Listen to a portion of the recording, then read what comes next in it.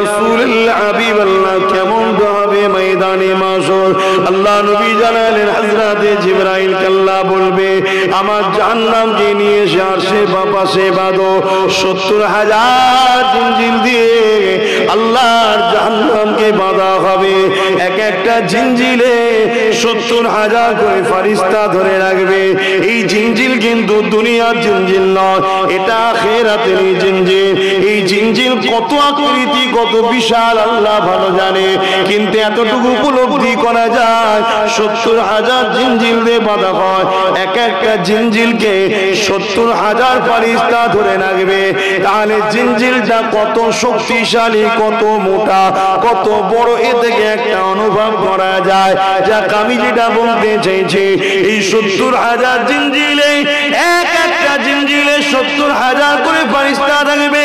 ৭০,০০০ into ৭০,০০০ calculator মেরে দেখুন কত কোটি হতে লেগেছে।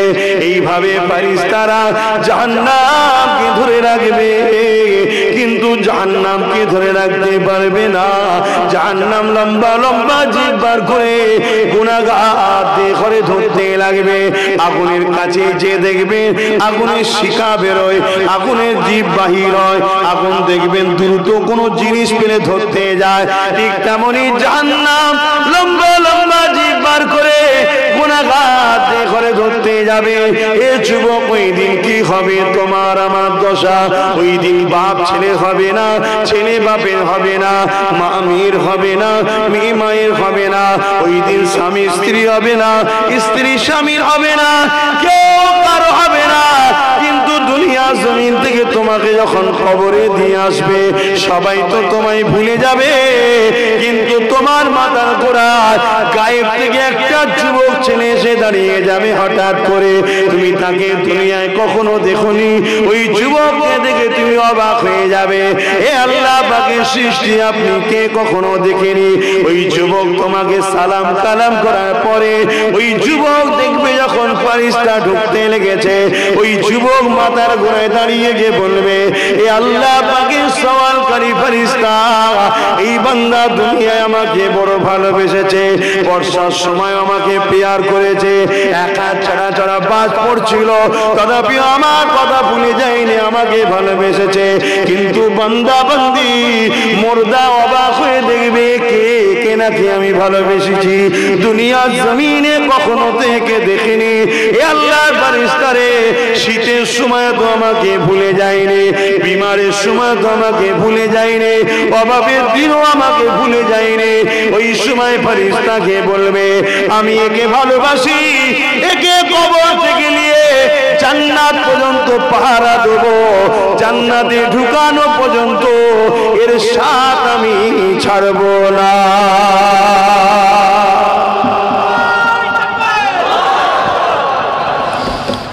দরুদ শরীফ আল্লাহুম্মা সাল্লি আলা ওয়ালা আলি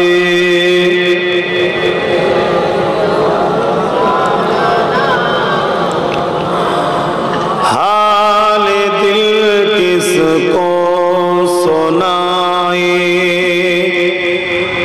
आपके होते हुए हाल दिल किसको सुनाए, आपके होते हुए क्यों किसी के दर पे जाए, क्यों किसी के दर पे जाए, आपके होते हुए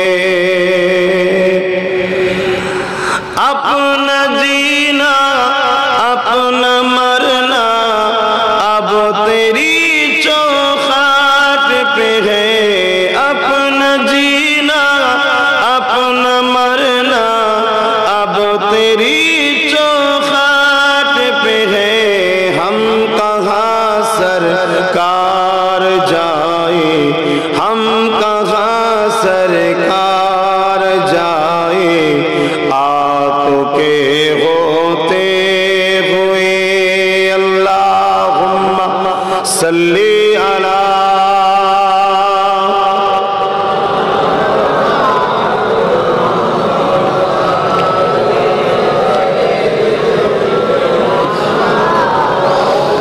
মুসলমান ঘরের ছেলে মেয়েরা, তরুণেরা, আমার নবী পাকের উম্মত উম্মতি গণেরা, এ দুনিয়া আমার আপনার জন্য চিরস্থায়ী নয়।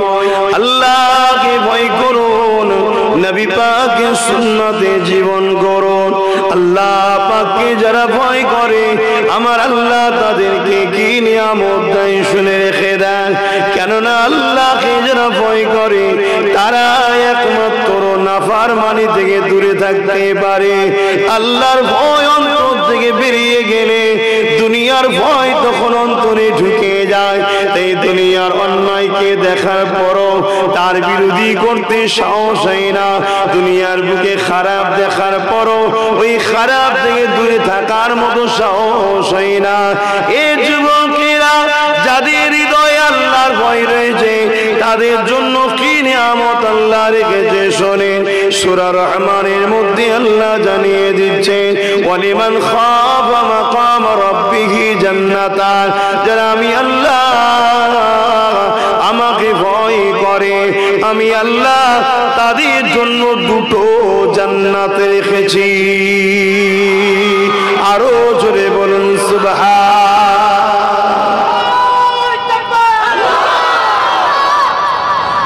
আজ আমি যদি খুনি মারা যাই, যেতে পারি না পারি, কেউ রুখতে পারবে? কিচ্ছু করার নেই। তা আমাকে নিয়ে কতক্ষণ আর রাখবে আদর করে বলে? রাখার জিনিস তো নয়। জানটা আছে বলে সবাই রেখেছে, আর জানটা চলে গেলে সব আপনরাই বলবে দেরি করো না, তাড়াতাড়ি দিয়ে দাও। আর ইসলামেরও বিধান এটা, মারা যাওয়া ইন্তেকালের পরে তাড়াতাড়ি দাফন করতে হয়। তবে হ্যাঁ, কিছু কিছু মানুষের রাখা হয়, কারণ থাকে। সেই কারণটা হচ্ছে তাদের ভালোবাসার প্রচুর মানুষ থাকে, লক্ষ লক্ষ কোটি কোটি ভক্ত মুরিদ থাকে, অনুসারী থাকে, সবার জীবনের একটা ইচ্ছা থাকে এবং সবাই বিশ্বাসও রাখে আল্লাহর ওলিদের লাশ পচে না, তাই ওলি আল্লাহদেরকে রাখাও হয়। এটাও দুনিয়াতে প্রমাণও হয়ে যায় যে আল্লাহর ওলিরা মুর্দা নয়, এক ঘর থেকে আরেক ঘরে যায়। জোরে বলুন সুবহানাল্লাহ। কিন্তু আমভাবে শরিয়াতের হুকুম মাইয়িত হয়ে যাওয়ার পর তাড়াতাড়ি দিয়ে দিতে হয়।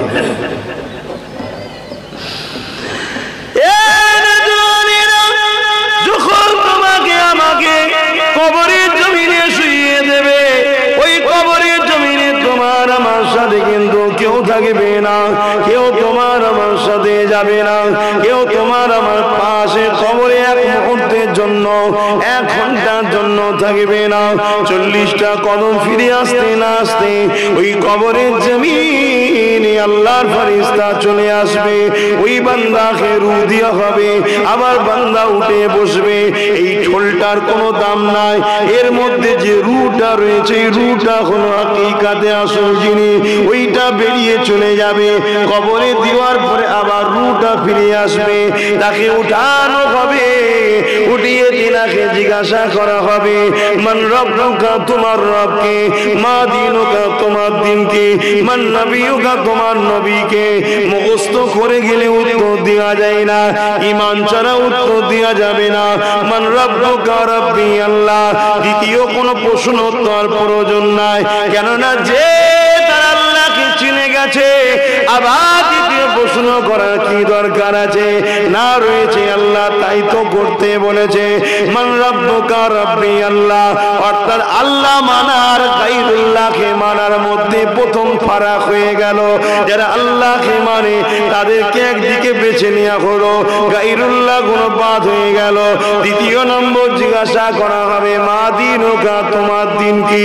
কেন আল্লাহ মাননেওয়ালাদের মধ্যে আমার রাসূলুল্লাহ দিন ইসলামকেও মানে, অনেকে মুখে বলে নকল দিনে অন্য ইসলামও মানে। তাই জিজ্ঞাসা করা হবে, মা দীনুকা, তোমার দিন কি? যারা বলবে দিন ইসলাম, ওই আল্লাহ মাননেওয়ালাদের মধ্যে ওই দিন ইসলাম গুলোকে আবার বাছাই করে নিয়ে বাকিগুলো আবার বাদ হলো। এবারে শেষ চূড়ান্ত প্রশ্ন হবে, মান নবিয়ুকা। আর ইমাম বুখারী বলে একটাই প্রশ্ন হবে, দয়ার নবীকে দেখানো হবে ইনি হলেন মুহাম্মদ রাসূল, ইনার সম্বন্ধে তোমার দুনিয়ার কি রায় ছিল, তোমার ধারণা কি ছিল, তোমার আকীদা কি ছিল।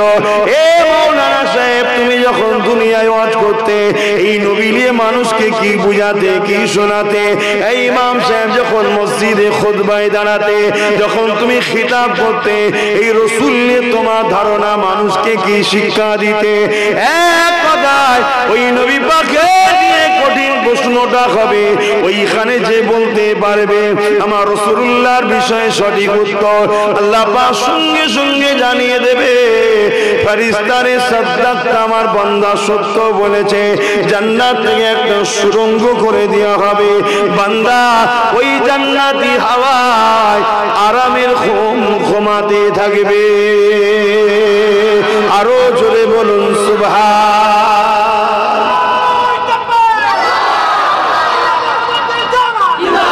আর এর উল্টো যদি হয়, যদি উত্তর না দিতে পারে, আপনি ভাবছেন সহজ তো, মান রাব্বুকা রাব্বি আল্লাহ, মান ইনুকা দ্বীন ইসলাম, মান নবীকা নবী মুহাম্মদ রাসূল সাল্লাল্লাহু আলাইহি ওয়াসাল্লাম, এটা সহজ ব্যাপার। দুনিয়ায় কখনো পরীক্ষা হয়ে ঢুকেছেন সেন্টারে? জানেন? তাহলে কি করে বুঝাবো? আমি যখন প্রথম মাধ্যমিক দিতে যাই, তা প্রথম যখন পরীক্ষা, জীবনের প্রথম সেন্টার পরীক্ষা, স্কুলের পরীক্ষা কি হয়, আমারই স্কুল, আমারই ছাত্র ভাই, আমারই শিক্ষক। কিন্তু যখন কোন জায়গায় ট্রান্সফার হয়ে যায় সেন্টার, সেখানে হাজারো জায়গার ছাত্র স্টুডেন্ট পড়ে, পাশে অন্য স্টুডেন্ট, পাশে অন্য স্টুডেন্ট, আর ওই মাস্টার ঢুকে আর টেবিলে বাড়ি মারছে আর বিরাট চিৎকার দিচ্ছে, শুনছেন? 1 ঘন্টা শুধু কাঁপনি বন্ধ হতে লেগেছে, 1 ঘন্টা শুধু কাঁপনিটা বন্ধ হতে লেগেছে। আমি আমার কথা বলছি, যা মুখস্থ, যা জানা সব ভুলিয়ে গেছে।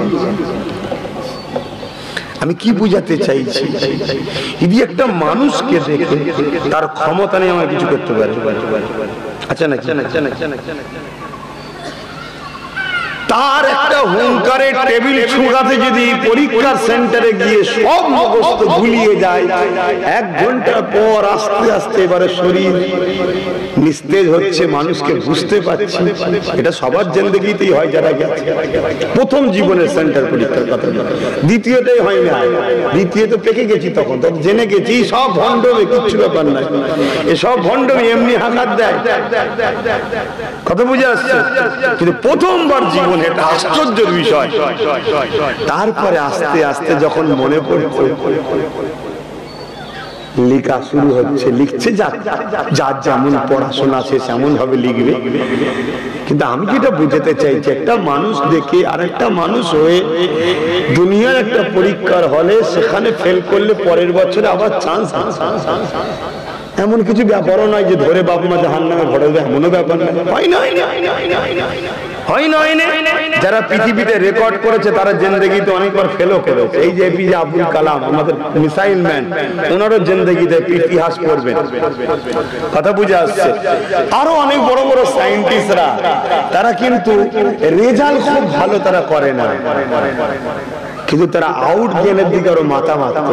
আর যারা শুধু চাকরির জন্য পড়াশোনা করে, আমি ছোট করছি না, বেশিরভাগ ক্ষেত্রে তাদের রেজাল্টটাই ভালো হয়, কারণ তারা জানে চাকরি দিতে গেলে রেজাল্ট দেখবে। যারা সায়েন্টিস্ট হতে চায়, সমাজ কিছু দিতে চায়, তারা শুধু এই সিলেবাসের উপরে থাকে না, সিলেবাসের বাইরে গিয়ে হাজারো কিতাবকে মোতালা করে পড়ে।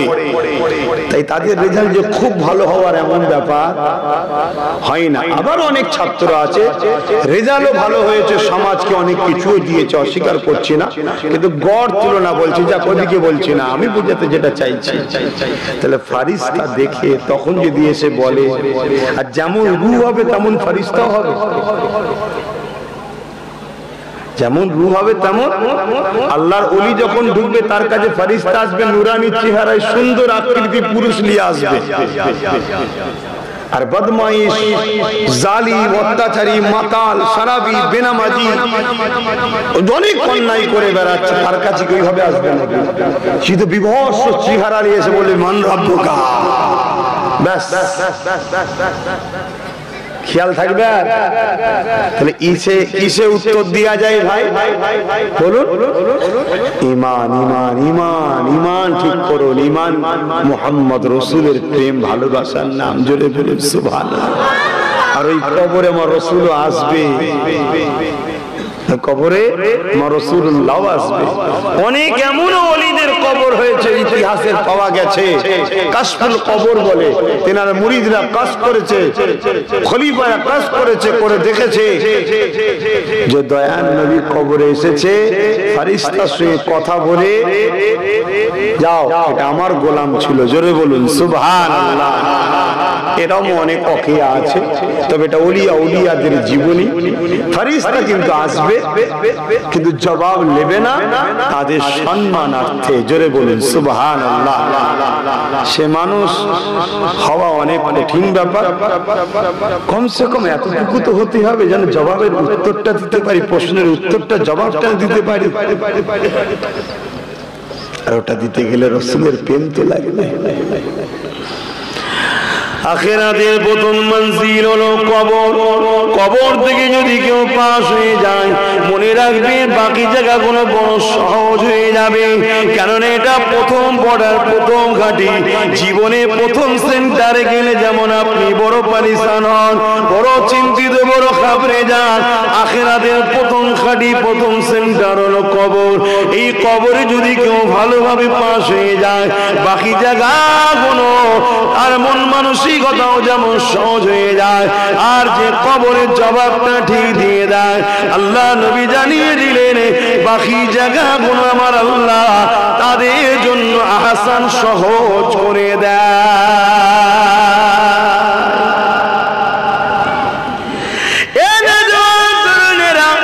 এই কবরের জমি শুনতে বড় সহজ লাগে, আমরা তো এখন এমন মানুষ হয়ে গেছি, মাফ করবেন হয়তো আপনি নয়, আমাদের মধ্যে কিছু আছে কবরে গিয়েও দেখি অনেকে ঠাট্টাই আর কি করছে। কবরে লাশকে শোয়ানো হচ্ছে, তখন অনেকে ফটো তোলাই ব্যস্ত থাকে। কবরের জমিনে গিয়ে অনেকে গল্প করতে লাগে, মরদার জানাজাকে সামনে রেখে অনেকে দুনিয়ার গল্প করে, অনেকে হাসি খুশি হাহা করে আসতেও লেগে যায়। হায়রে আমরা কত খারাপ হয়ে গেলাম, হায়রে আমরা কোন জায়গায় চলে গেলাম। এর কারণটা হলো কি, আমাদের পেটের মধ্যে হারাম খাদ্য ঢুকে যাচ্ছে, আমাদের খেয়ালে হোক আর ইচ্ছা করে হোক বা ইচ্ছাকৃত হোক, আমাদের শরীরের ভেতর কোনো হারাম রক্ত ভরে যাচ্ছে, খাদ্যর মাধ্যম দিয়ে চলে যাচ্ছে। এই হারাম খাদ্য চলে যাবার জন্য আমাদের ভেতরে অন্তর কল্পটা মরে যাচ্ছে। এই কল্পটা মরে যাবার জন্য আল্লাহর ভয় অন্তর থেকে বেরিয়ে যাচ্ছে, কবরের ভয় অন্তর থেকে বেরিয়ে যাচ্ছে, আখিরাতের ভয় অন্তর থেকে বেরিয়ে যাচ্ছে, মাই মুরব্বীদের মৃত্যুর পরও দয়াময় অন্তর থেকে বেরিয়ে যাচ্ছে। এই অন্তরকে পাক করতে গেলে উযকুরুল্লাহ যিকরান কাসীরা, বেশি বেশি করে সকাল সন্ধ্যা আল্লাহ নামে জিকির করতে হবে। আল্লাহ আল্লাহ আল্লাহ এইভাবে ধাক্কা দিতে হবে। এই কল্পটা যার পরিষ্কার, এই কল্পটা যার পাক, পুরো শরীরটা তার পাক, পাক শরীর ছাড়া কখনো পাক জান্নাতে যাবে না। এই কল্পটা যার না পাক, পুরো শরীরটা তার না পাক, না পাক শরীর কখনো জান্নাতে যাবে না। এ যুবকেরা তাই উচিত হবে হাক্কানি ওলিদের দরবারে গিয়ে, হাক্কানি ওলি আউলিয়াদের কাছে গিয়ে বায়াত হয়ে তওবা ইস্তিগফার করে, বায়াত হয়ে ইলমে মারিফাতের শিক্ষা অর্জন করা এবং আল্লাহর পাক নাম জাপ না, আল্লাহ নামে জিকির করে করে এই অন্তরকে পরিষ্কার করা, এই কল্পকে পরিষ্কার করা। এই কল্প যদি পরিষ্কার হয়ে যায়, ওই কবরের পাশে যখন বসে কাশফুল কবর করবেন, আপনার দাদুর কবরটা আল্লাহ আপনাকে দেখাবে, আপনার দাদির কবরে কি হচ্ছে আল্লাহ আপনাকে দেখাবে, আপনার মাই মুরব্বির কবরে কি হচ্ছে আল্লাহ আপনাকে দেখাবে। শুধু এটা নয়, আপনারা যদি কলকে পরিষ্কার করতে পারে, আমার মঈনুদ্দিন আজমিরি যেমন 7তম জমিনও আল্লাহ রাত পর্যন্ত দেখেছিলেন, আল্লাহ পাক তার পেয়ারা বান্দা এই কল পরিষ্কার করা বান্দা দিগকে ওইভাবে জমিন আসমান দেখিয়ে থাকে। আরো জোরে বলুন সুবহান।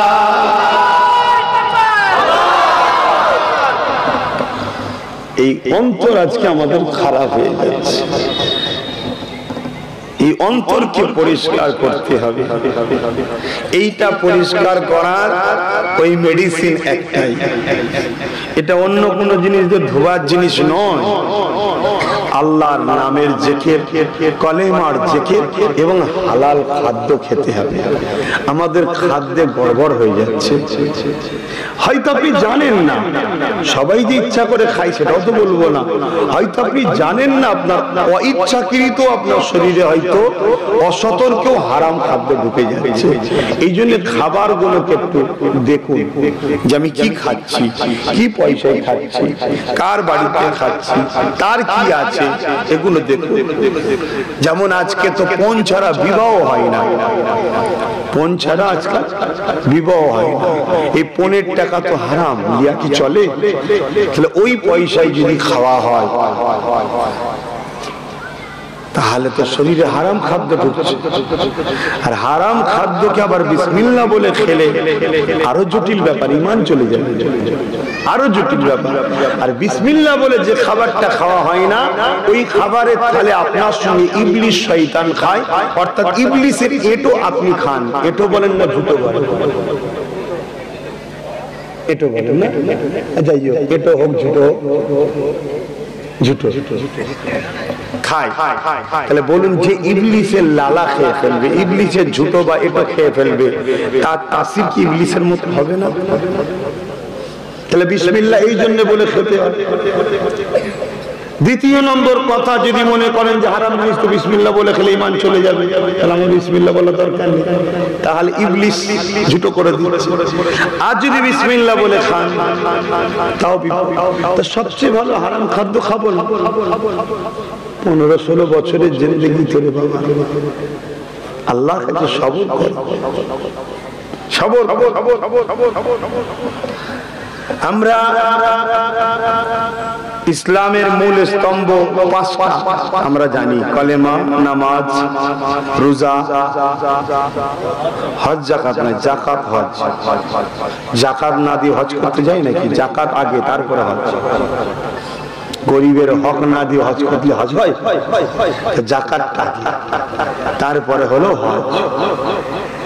আমরা কিন্তু ভুলে গেছি এই সব কিছুকেও আবার ট্যাকেল করে হালাল খাদ্য। হালাল খাদ্য যদি না থাকে আপনি বরবাদ হয়ে যাবেন। আল্লাহ আমাদেরকে হালাল ইনকাম করার তৌফিক দিক এবং হালালে বরকত হয়, বলুন সুবহানাল্লাহ। হালাল খাবার তৌফিক দান করুন, বলুন আল্লাহুম্মা আমিন। কিয়ামত বড় কঠিন হবে ভাই, বড় কঠিন হবে। আল্লাহ নবী সাহাবাদিগকে বললেন, বাবারা ময়দানে মাশরের জন্য একটু বেশি বেশি করে কাঁদবে বাবা। আল্লাহ পাকের কাছে ময়দানে মাশরের জন্য পানাহ চাইবে, সাহায্য চাইবে।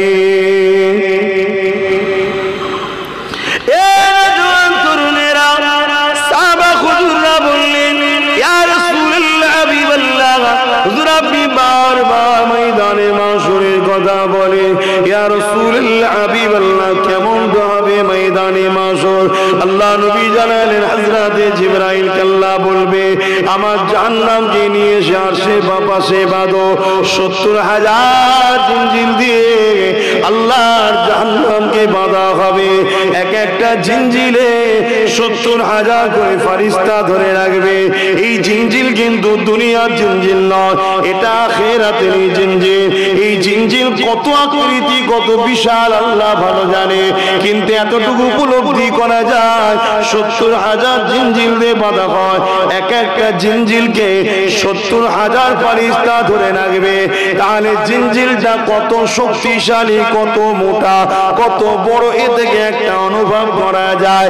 যাক, আমি যেটা বলতে চাইছি, এই 70,000 জিঞ্জিলে এক একটা জিঞ্জিলে 70,000 করে ফারিস্তা থাকবে। 70,000 ইনটু 70,000 ক্যালকুলেটর মেরে দেখুন কত কোটি হতে লেগেছে। এইভাবে ফারিস্তারা জাহান্নামকে ধরে রাখবে, কিন্তু জাহান্নামকে ধরে রাখতে পারবে না। জাহান্নাম লম্বা লম্বা জিভ বার করে গুনাহগার করে ধরতে লাগবে। আগুনের কাছে যে দেখবে আগুনের শিখা বেরোয়, আগুনের জিভ বাহির হয়, আগুন দেখবেন দ্রুত কোনো জিনিস পেলে ধরতে যায়। ঠিক তেমনি জাহান্নাম লম্বা লম্বা জিভ বার করে গুনাহগার করে ধরতে যাবে। এ যুবক, ওই দিন কি হবে তোমার আমার দশা? ওই দিন বাপ ছেলে হবে না, ছেলে বাপের হবে না, মা মেয়ের হবে না, মেয়ে মায়ের হবে না। ওই দিন স্বামী স্ত্রী হবে না, স্ত্রী স্বামীর হবে না, কেউ কারো হবে না।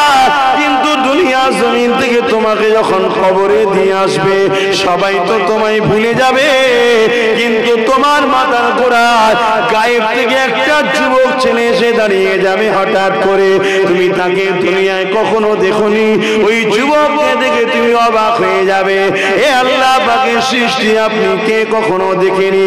ওই যুবক তোমাকে সালাম কালাম করার পরে ওই যুবক দেখবে যখন ফারিস্তা ঢুকতে লেগেছে, ওই যুবক মাথার গোড়ায় দাঁড়িয়ে গিয়ে বলবে, এ আল্লাহ পাকের সওয়ালকারী ফারিস্তা, এই বান্দা দুনিয়ায় আমাকে বড় ভালোবেসেছে, বর্ষার সময় আমাকে পেয়ার করেছে, একা ছাড়া ছাড়া বাজ পড়ছিল, তথাপি আমার কথা ভুলে যায়নি, আমাকে ভালোবেসেছে। কিন্তু বান্দা বান্দি মুর্দা অবাক হয়ে দেখবে, কে কে নাকি আমি ভালোবেসেছি, দুনিয়ার জমিনে কখনো থেকে দেখিনি। এ আল্লাহর ফারিস্তা রে, শীতের সময় তো আমাকে ভুলে যায়নি, বিমারের সময় তো আমাকে ভুলে যায়নি, অভাবের দিনও আমাকে ভুলে যায়নি। ওই সময় ফারিস্তাকে বলবে, আমি একে ভালোবাসি, একে কবর থেকে নিয়ে জান্নাত পর্যন্ত পাহারা দেব, জান্নাতে ঢুকানো পর্যন্ত এর সাথ আমি ছাড়ব না।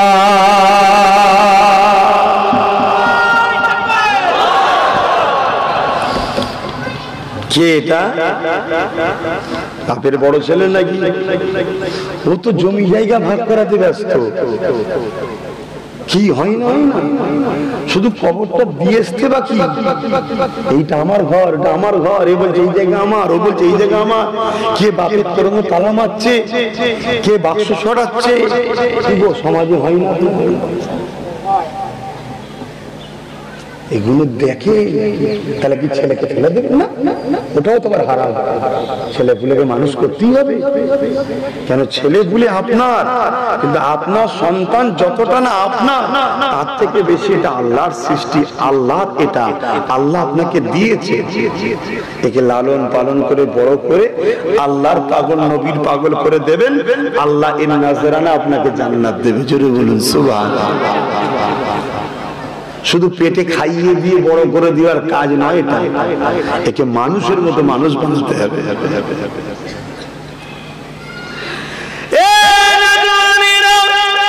আমার ফারিস্তা ডান দিক দিয়ে ঢুকতে যাবে, ডান দিকেও সেম আর একজন যুবক দাঁড়িয়ে যাবে, সেও ডান দিক দিয়ে ফারিস্তাকে ঢুকতে দেবে না। আবার বাঁ দিকে ফারিস্তা চলে আসবে, বাঁ দিকেও আবার একজন দাঁড়িয়ে যাবে, সেও বাঁ দিক দিয়ে ঢুকতে দেবে না। এ যুবকেরা, তরুণেরা, বাপেরা, ইরা কারা, ইনারা কারা?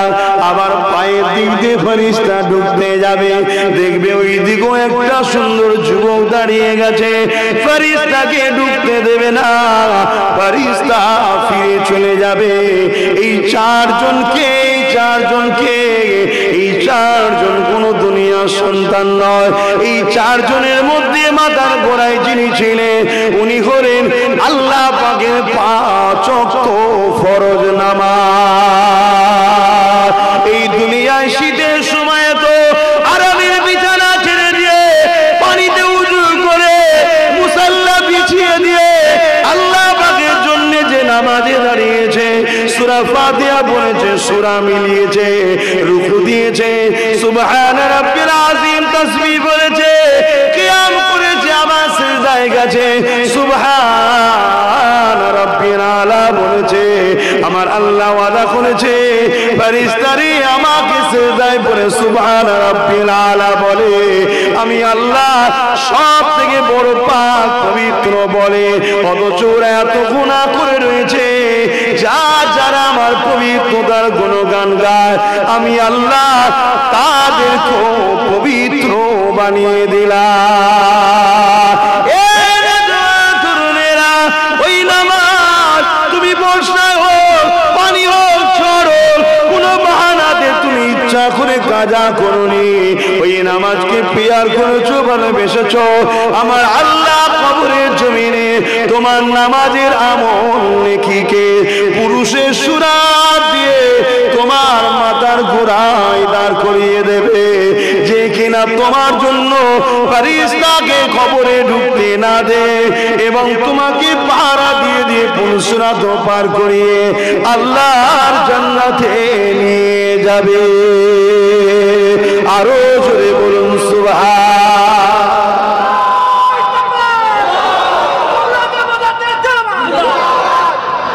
তবে এখানে কিন্তু একটা কথা বলতে লাগে, এ সব কিছুর আগে কিন্তু একটা জিনিস দরকার, সেটা কি বলুন? বলতে পারছেন? সাহস করে বলো কি? ঈমান। ঈমান দান নামাজ পড়লে এটা হয়। আপনি ভাববেন নামাজ পড়ে আবার ঈমান নেই? ৭২ দল নামাজ পড়েও জাহান্নামে যাবে ঈমান না থাকার কারণে। আর ঈমান কি? মুহাম্মদ সাল্লাল্লাহু আলাইহি ওয়াসাল্লাম। ঈমান কি? যেমন নামাজ আমরা বুঝি, রোজা আমরা বুঝি, হজও বুঝি, যাকাতও বুঝি, ঈমানটা কি?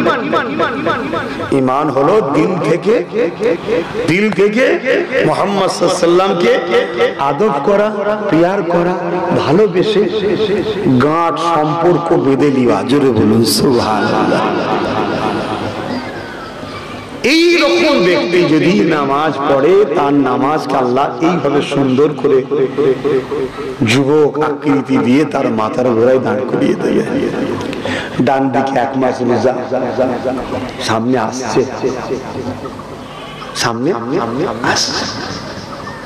দুনিয়ার বি একটা জিনিস বোঝানোর জন্য বোঝাচ্ছি। দেখবেন অনেক সময় ক্রিকেট খেলা হয় না, ছুটে গিয়ে একটা দাগ দিয়া থাকে না, ছুটে গিয়ে দাগটা যদি ব্যাটটা ঠেকিয়ে দিতে পারে আর আউট হবে, বলুন? আর যদি ব্যাট ঠেকাতে না পারে আউট। তা সারা বছর ছুটিয়ে যদি আমরা রমজানটা পেয়ে যাই, জানবেন 1 বছরের জীবনের গুনাহ আল্লাহ মাফ করে দেয়। জোরে বলুন সুবহানাল্লাহ। কিন্তু এর পরও দুঃখ, এই রোজার মাস পাওয়ার পরও আমরা আমাদের যদি গুনাহ না মাফ করাতে পারি। কেন আল্লাহ নবী একদিন মদিনার নববী শরীফে খুতবা দিচ্ছেন, জিবরাইল আলাইহিস সালাম আসলেন, আবু দাউদ শরীফের হাদিস। আল্লাহ নবী একটার পর একটা মেহরাবে উঠছে, একবার করে আমিন বলছে, আর একটা উঠছে আবার আমিন বলছে, 3 বার নবী আমিন বলেছে। তার মধ্যে একটা হলো কি, রোজার মাস পেল, নিজেকে জীবনের গুনাহ মাফ করিয়ে জান্নাতি বানাতে পারলো না, জিবরাইল বলছে তার উপরে আল্লাহর লানত হয়। নবী বললেন আমিন। অর্থাৎ রোজার মাস যে পেল, এই মাসটা এমন একটা মাস, এই একটা মাস যদি কমসে কম ছেলেগুলো, যুবকগুলো, মাগুলো, বোনগুলো ঠান্ডা মাথায় যদি বুঝে যে একটা মাস দুনিয়ায় আমার কেউ আছে বা আমি দুনিয়ায় আছি ভুলে গিয়ে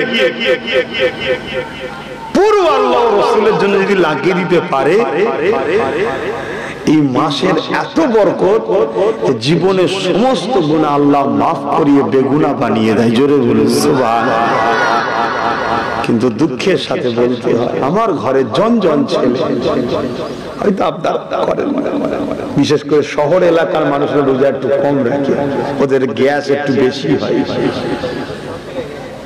ও সব জায়গায় এখানে রাখে না? আচ্ছা আচ্ছা আচ্ছা আচ্ছা। যুবক ভাই আমার, বোঝো,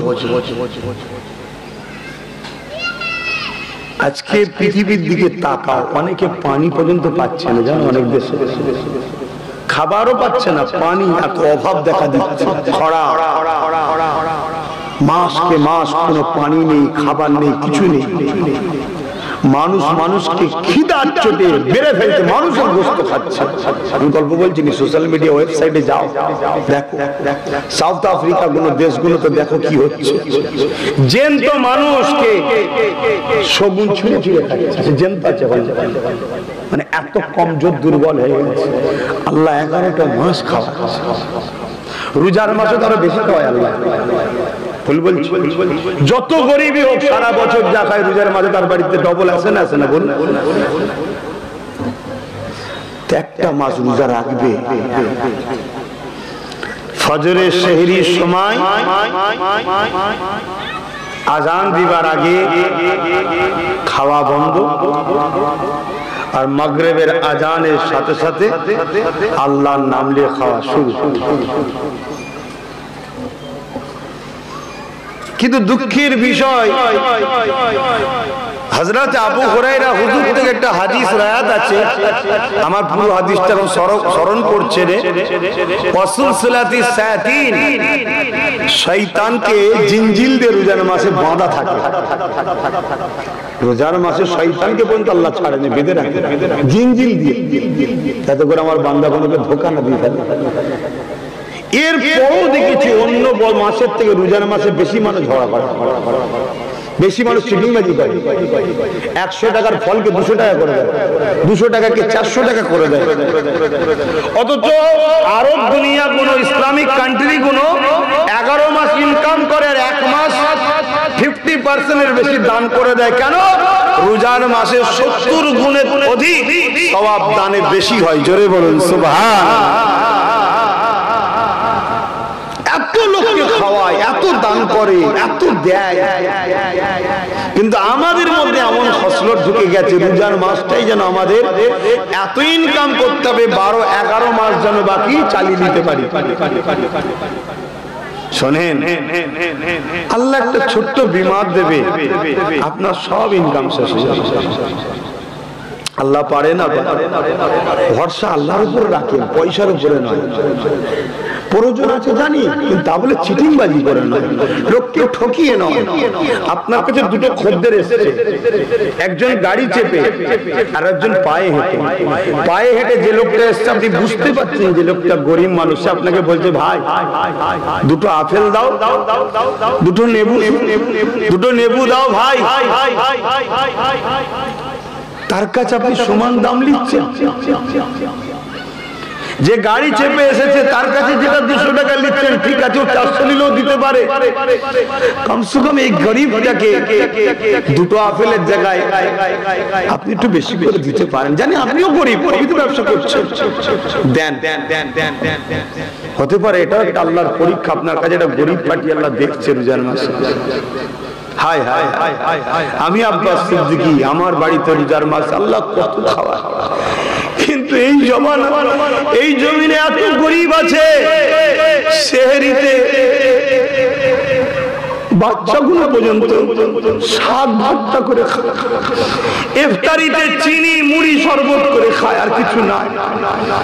এ আমার ভাই, জানি আমি সমস্ত গরিবের দুঃখ লাগলো সমাধান করার ক্ষমতা আমার নাই, কিন্তু কমসে কম নিজেরা যদি নিজেদের গ্রামটাকে দেখি, প্রত্যেকের গ্রামকে খোঁজ নি। আর আল্লাহ এইভাবে তৈরি করেছে, গরিব বড় লোক দিয়ে তৈরি করেছে। আপনার গ্রামে 2-5টা হলো ধনী লোক আছে, এই 2-5টা লোক যদি মনে করে, মসজিদ কমিটিতে আলোচনা করে, যে মসজিদ কমিটিকে বললো যে আমরা এই 5 জন এই রোজার মাসে আমার মহল্লার যত গরিব আছে লিস্ট করো, আমাদেরকে জানাতে হবে না, মসজিদ কমিটি জানুক বা আমাদেরকে জানাও, প্রত্যেকের রোজ ইফতার সেহরির ব্যবস্থা আমরা 5 জন করব। ওই 5টা ধনী মানুষকে আল্লাহ তো আরো দেবে। আর রোজা হলো আল্লাহর খাস ইবাদত। কত বাচ্চারা খাবে, গরিবের বাচ্চা আপেল খাবে, সে খেতে পাই না, বেচারি গরিব মানুষ, কত খুশি হবে বাচ্চাটা। তোমার বাচ্চাকে তুমি খাওয়াচ্ছ, অবশ্যই অবশ্যই তোমাকে আল্লাহ দিয়েছে, কেন খাওয়াবে না? কিন্তু গরিবের বাচ্চাটা যদি তুমি খাওয়াতে আল্লাহ তোমার উপরে কত খুশি হতো। কিন্তু না, আমাদের মধ্যে সেই দরদ, সেই মায়া না। আমার নবী শিখিয়েছে, হযরত উসমান গনির মধ্যে এমন দয়া মায়া আল্লাহ নবী ভরে দিয়েছিল।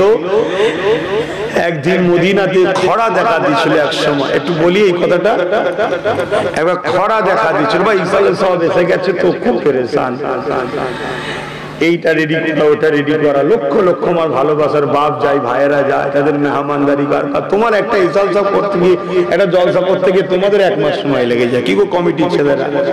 আর আমার, আরে দাদা হুজুরের জানি, কিন্তু এখন তো আমার মানে আমাদের, এখন তো আমাদেরকে দেখতে হচ্ছে, লক্ষ লক্ষ লোক যায়, তাদের থাকা খাওয়া মেহমানদারি কিভাবে ম্যানেজমেন্ট হবে, তারপরে আমাকে আবার নলেজ সিটিত ব্যবস্থা করতে হয়, দুবার রান্না করতে হয়, ওখানে দুপুরে রাত্রিরে 3 দিনেই করতে হয়। আর দরবার তো করতেই হবে, কেন দরবার শরীফ। তো সেই আবার ওদিকে নলেজ সিটিরও অনেক কাজ আছে। গত কয়েকদিন আগে একটা বড় কাজ হলো, আমি দেখতে যাবার সময় পাইনি, আজকে টুকটুক করে গিয়েছিলাম।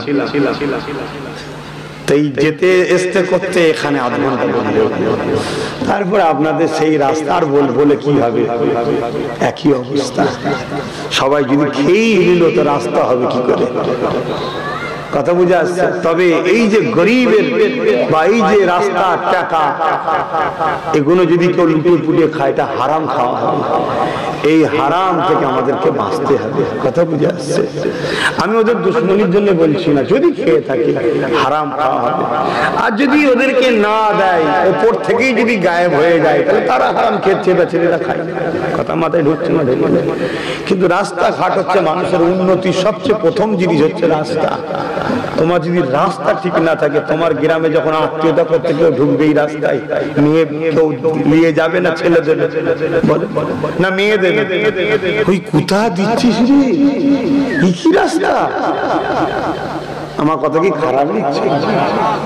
ও তো আর্ধেকটা এসে বলবে ওই ওর রান্না খেতে হবে না, ঘটকগিরিকে ফোন করে বল আমরা মেয়ে দেখতে যাচ্ছি না, কি ছেলে দেখতে যাচ্ছি না, চলে যাচ্ছে। বাজার হলেন নাকি? কষ্ট পেলেন? রাস্তাঘাটের উন্নতি করতে হবে, রাস্তাঘাট ভালো করতে হবে, তবে যাতায়াতের সুবিধা হয়। যাক যাক যাক যাক সেই জায়গায় ভাই আমার, এই রোজার মাস আসছে।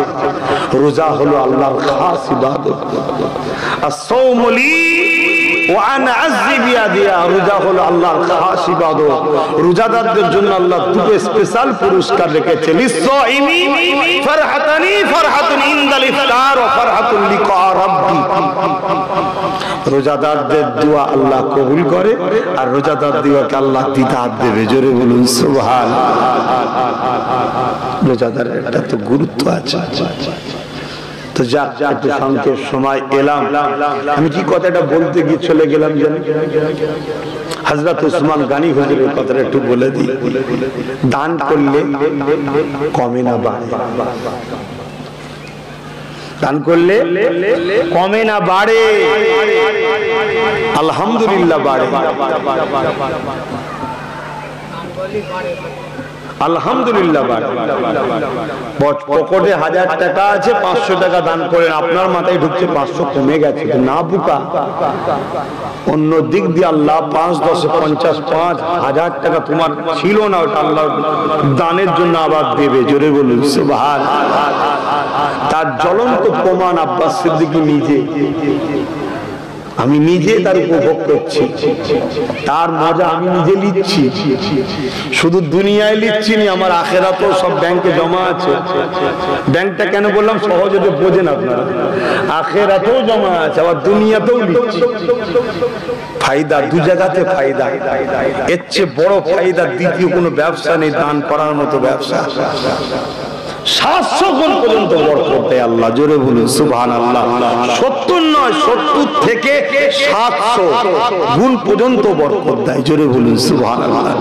উসমান গনি হুজুর বিশাল মাল কিনেছে। তার আগে একটা কথা বলেন, এই যে মাসিক একটা পত্রিকা বার করি আমি, জানেন তো, রিসালাত, এই পত্রিকাটা নেবেন সবাই। কথা বুঝে আসছে? নিলে তবে আমি বার করতে পারবো। এতে কি হয়, কলমের জবাব কলমে দেওয়া যায়। এই যে চারিদিকে যা ঘটছে সব কথা কি ধর্মসভায় বলা যায়? কিছু কথা কলমের দ্বারা বলতে হয়।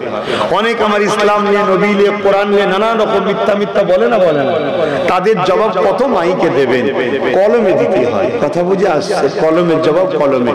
ছেলেরা সব দিচ্ছে, আপনারা নেবেন। যদি খুচরো থাকে 5 টাকা করে দিয়ে নেবেন। একটা খরচ 4 পৃষ্ঠা, এটা খরচ। এখন প্রচারের জন্য বয়ে বয়ে বেড়াচ্ছি, তবে আপনাদের চেষ্টা করতে প্রত্যেক মাসে মাসে আশপাশে কোথাও পাওয়া যায় সেখান থেকে খোঁজ করে অফিস থেকে নিয়ে নিয়া, তবে তো বাঁচবে। আজকে হাজার হাজার লোক নিচ্ছে, কাল যখন লাখ লাখ নেবে তখন ডেলি বেরোবে। ডেলি অনেক পেপার আছে, আমাদের কোনটা আছে, আমাদের পক্ষ পায় একটু কথা বলে। উপরন্ত মিথ্যা মিথ্যা আমাদের উপর অনেকে চাপিয়ে দেয়। কথা ঠিক না ঠিক? এক ঘটেছে আর এক কিছু লিখে দিয়ে বসে আছে, লক্ষ লক্ষ লোকের কাছে চলে গেল। ওটা ঢাকবেন, আপনার কাছে কি আছে?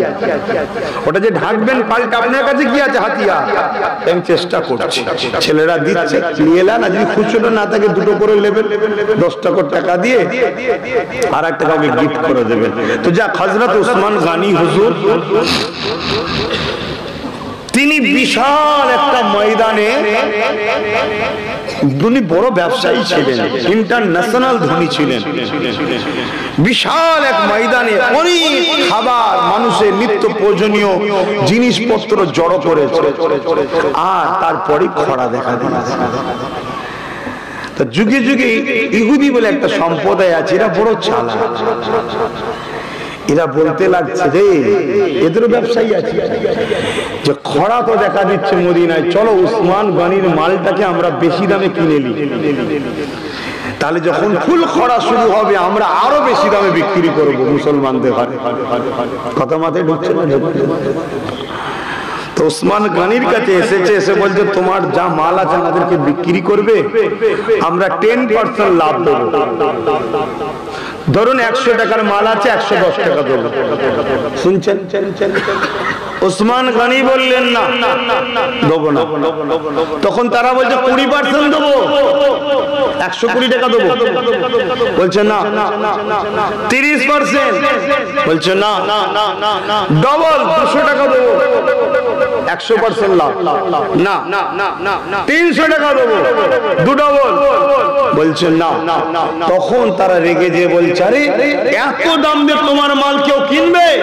উসমান গনি বলছে, এক বড় ব্যবসায়ীর কাছে, নাউজুবিল্লাহ, এক বড় ব্যবসায়ীর কাছে, মানের দিকে তাকাবেন না, বুঝাবার জন্য বলছি, আমি নিয়ত করেছি মালটা তিনার কাছে বিক্রি করব, বিনিময়ে তিনার থেকে আমি অর্থ নেব।